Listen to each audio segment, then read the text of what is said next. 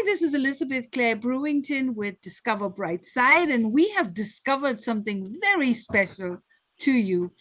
We have Lisa Graham, all the way from Alberta, Canada. And for those of you who may not know this, but they are the leading city or town or area that produces honey and bees. So I will just pose it to her. Why is Alberta the number one for bees and honey and beekeepers like yourself? Well, we have a fantastic climate here for bees, and we are the biggest honey producer in Canada, producing, depends on the year, usually around 45% of the country's honey, a lot of which goes to exports. Now, Lisa is very talented. She's got an engineering background and will put the video on her product development process, which has taken her a couple of years to come to this point, which is very exciting. And so, what you're about to see is a beeswax candle, rolled candle demonstration, and it'll show you how simple it is to make candles given that we're getting into the holidays or year round for all you candle lovers. She also has a brand new book. So, Lisa, please show us your book and tell us what we can expect from the book. All right, so this is the book, The Art of Beeswax, A Guide to Candle Crafting. And the entire focus of the book is on working with beeswax as a medium for making candles. So the book will cover a little bit of background information about the materials we're using, what supplies do you need to get started. There's a series of tutorials, how do you make rolled candles, poured candles, what else is in there? Yes. Uh, Lots of other information, great information yeah, about just candle flip the making. book and show us some of the pages. Yeah. Sure. Yeah, I can just tell you what's in there. Yeah. Yeah, so we have, I it love is the a very beautiful book. animation. Yeah. We'll get it open. There we go. So yeah, a little bit of background about beeswax. A lot of the pictures in here are pictures I have taken myself over the years. We get into some of the supplies.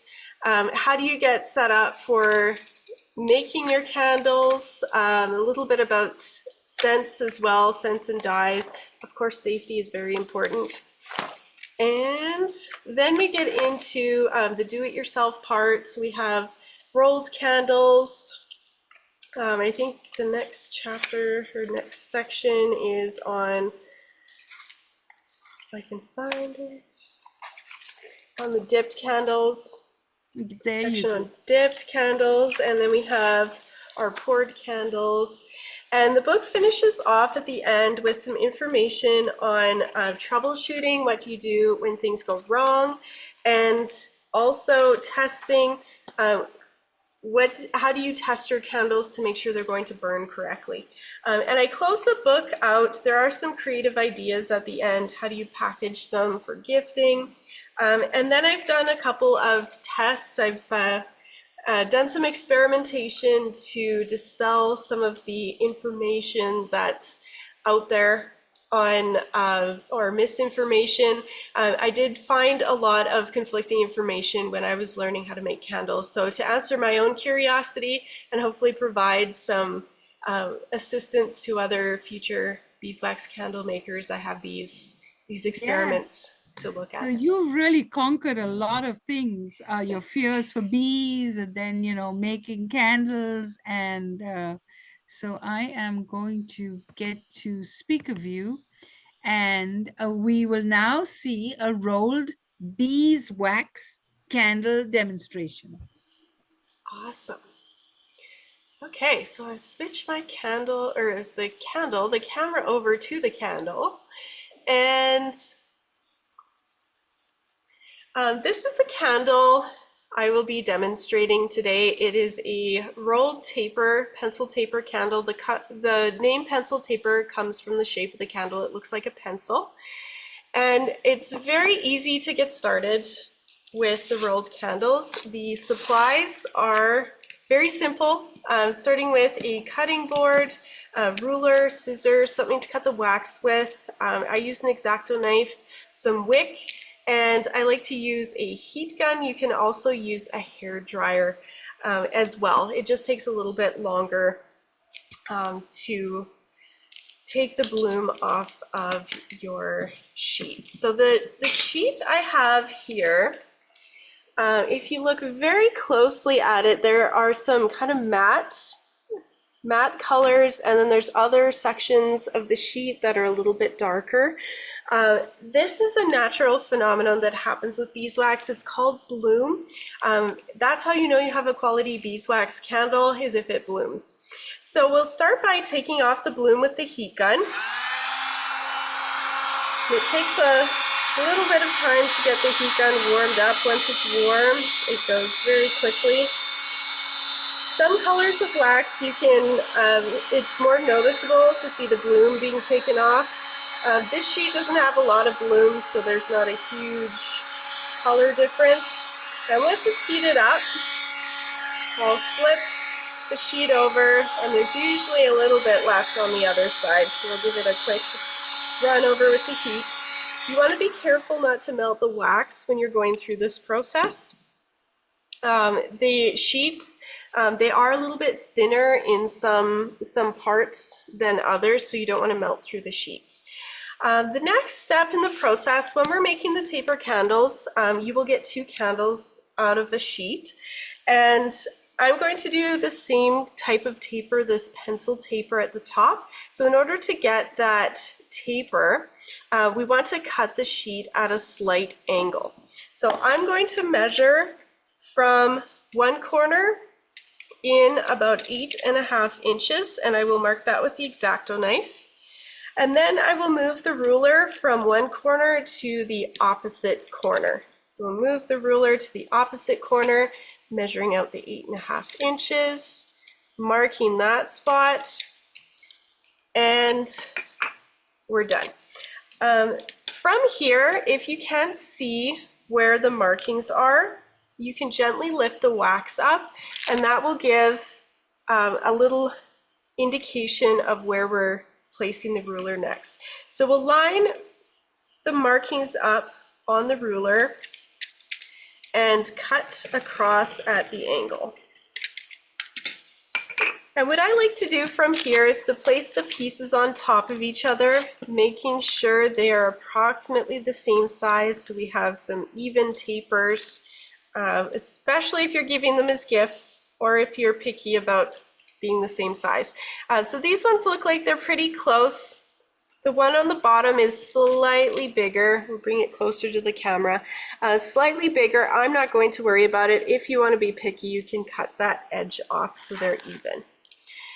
I'll set one of the pieces aside, and the sheet we're working with, you can see the slight angle and the flat side. So from here, I will take some of the wick, and we want to measure it on the longest side. So as we roll, we'll get that pencil look, and we'll line it up with the edge of the sheet, making sure we leave at least 1/4 inch at the top for starting the burn. And I'm going to make them fancy with a little loop at the top. So I'll decide how big of a loop I would like at the top, and mark where I'm going to cut that. And since I have 2 candles to make, I'm going to cut both pieces of wick right away. And setting one of those pieces of wick aside, we'll come back to one piece of wick, and I'm going to line the edge of the longer side of the sheet up with the wick. And we have the flat edge. This is going to form the bottom of the candle. And I'll start to gently pull the edge of the wick up over, or the edge of the wax over the wick. And we'll do that all the way along the edge until we get to the top of the candle. Now I want to have my loop, so what I'll do with the loop is move the loop over so it slightly overlaps, and we'll press that in so it stays put. This is the hardest part of making the candles, so if you are doing them with kids, this is the part where they usually need help. From here, we'll start to roll the candle, making sure we're rolling firmly. If you roll it too tightly, it won't fit in a standard taper holder. If you roll it firmly, it should fit.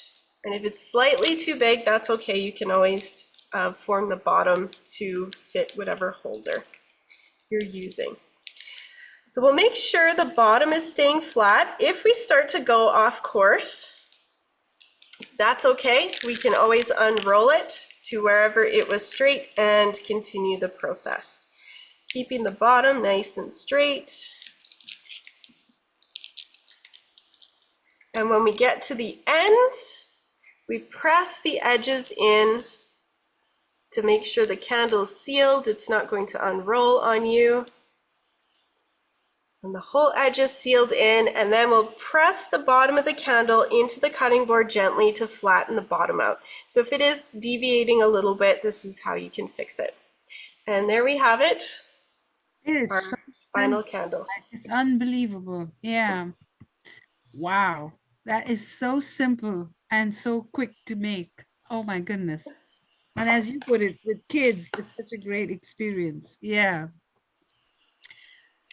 So wonderful. So what is your website? Where can people get it? So the supplies and the book are available at yycwax.com. If you want to see the book resources, you can go to artofbeeswax.com. The link will direct you to yycwax.com to purchase the book directly, so you can get there one of two ways. So you're watching Discover Brightside, and Lisa, you've been discovered. And thank you for watching this amazing demonstration. And what an honor to know you, beekeeper, engineer, teacher, and a creator. So congratulations on all of the above. And we're so excited to do this video with you. So don't forget to go to discoverbrightside.com for all the videos and catch up with all our holiday news. And don't forget, Amazon Prime Day is coming up in October. So stay tuned. Thank you. Okay.